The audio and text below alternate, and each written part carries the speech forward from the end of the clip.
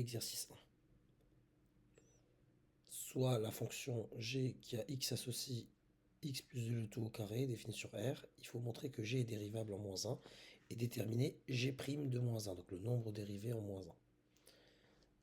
Donc, on va procéder de façon algorithmique. Donc, déterminer un nombre dérivé, on va d'abord déterminer le taux de variation ou le taux d'accroissement.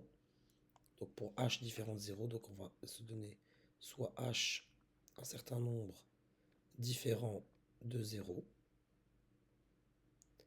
et on va déterminer le taux de variation entre g de entre moins 1 et moins 1 plus h plutôt. Donc ça nous donne g de moins 1 d'abord, qui est égal à, entre parenthèses, moins 1 plus 2, le tout au carré, c'est-à-dire 1 au carré, c'est-à-dire 1. Et g de moins 1 plus h égale à moins 1 plus h plus 2, le tout au carré, c'est-à-dire h plus 1, plus 2, moins 1 pour le plus 1 ici, au carré. Et si je veux développer, l'identité remarquable me donne h au carré plus 2 fois h fois 1, donc 2h, plus 1 au carré, c'est-à-dire 1. Donc je calcule d'abord ça. Donc à partir de ces éléments-là, le taux d'accroissement ou taux de variation, je peux l'obtenir entre moins 1 et moins 1 plus h. Donc ça me donne moins 1 plus h moins g de moins 1, le tout sur h qui est égal donc à h au carré plus 2h plus 1 divisé par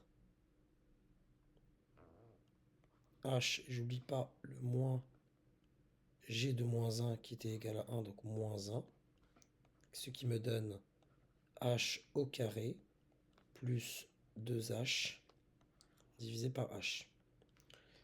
Le but du jeu est de remplacer, comme je vous ai dit, c'était un processus algorithmique. Le but du jeu, c'est de faire tendre h vers 0.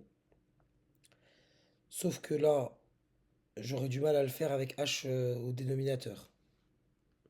Ce que je vais faire donc pour me débarrasser de ce h au dénominateur, je vais factoriser au numérateur.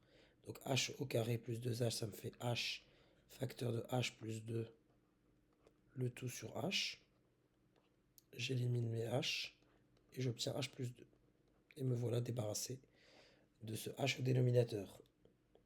Et là, je vous constate qu'en remplaçant h par 2, clairement, cette quantité-là, si je remplace h par 0, pardon, cette quantité-là tend vers 2. Ainsi, le taux d'accroissement, si je remplace h par 0, tend vers un unique nombre. Ici, c'est 2.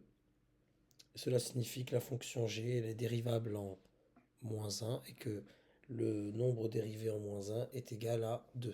J'écris donc g est dérivable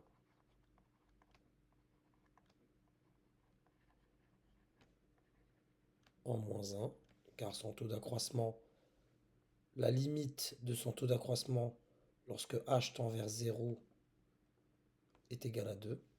Donc g est dérivable en moins 1 et g' de moins 1 est égal à 2.